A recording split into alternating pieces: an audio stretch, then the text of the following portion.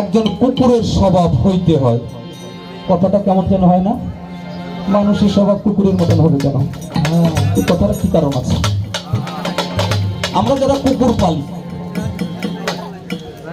দেখবেন, কুকুরকে আমরা যদি আঘাত করি, ও কেউ কেউ করতে করতে করতে করতে অনেক দূরে চলে যায়।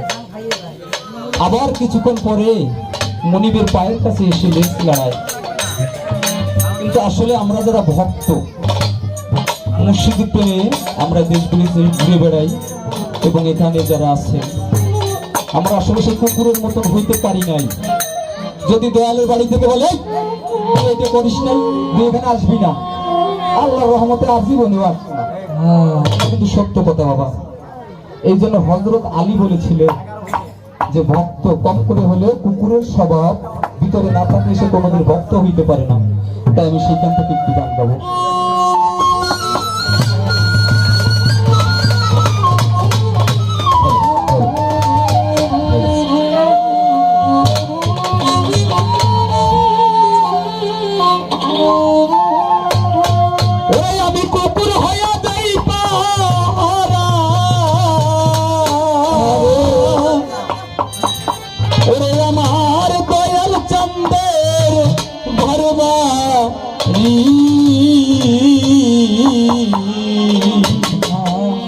বাজান আমি যেন হইতে পারি,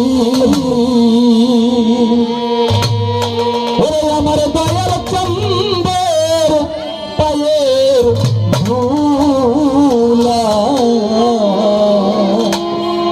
এই অদম আমি যেন হইতে পারি।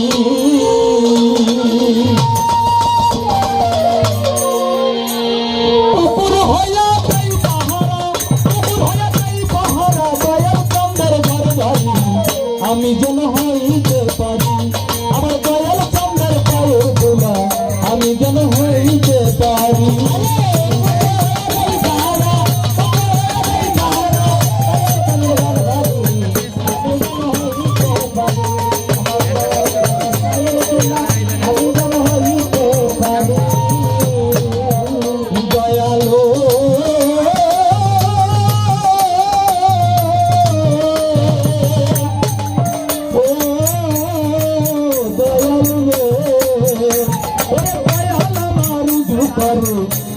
ঘটি দিয়া আমি যাবে থাকতে পারি সেই ঘটি হইয়া, ঘটি দিয়া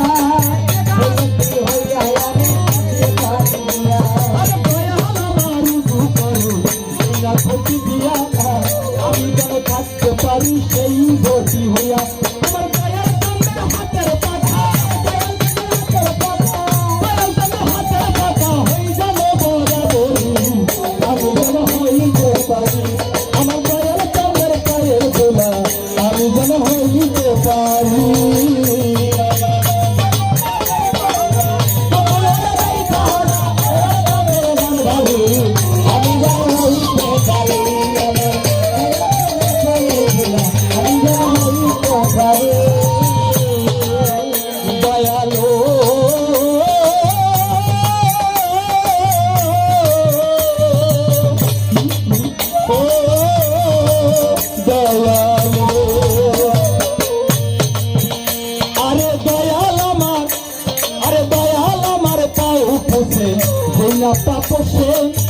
আমি যেন সেই তাপস হই অনায়াসে, আরে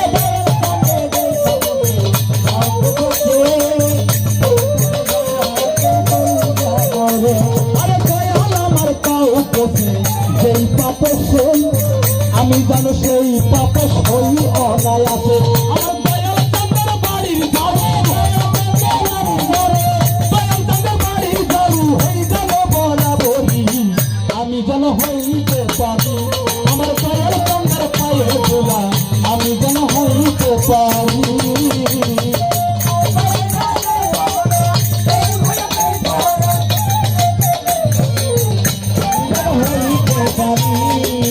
আমি যেন হইতে পারি।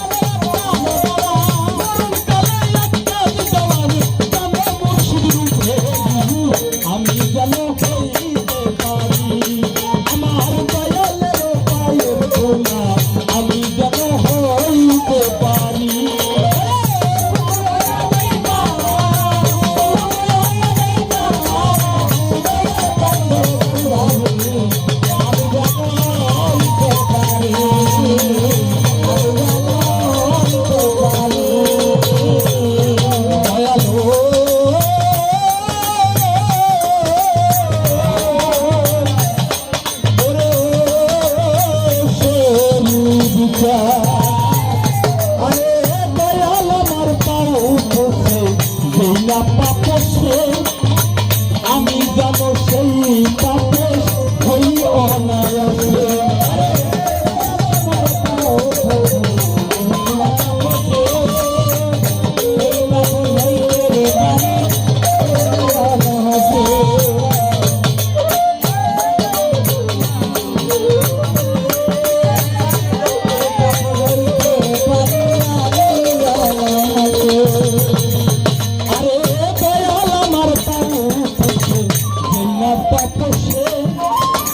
আমি জানো সেই পাপস হই অনায়াসে মুর্শিদ নামের বাড়ি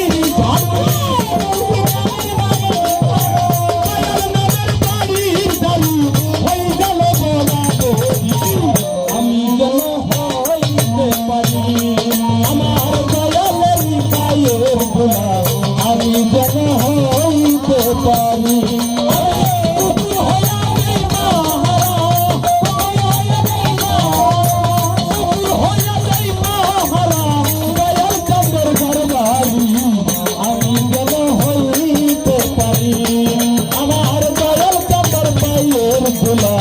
আমি যেন হইতে পারি আমার দয়াল যাবার পায়ের দিলা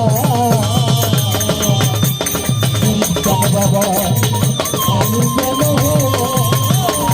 হইতে পারি। জয় গুরু সবাইকে।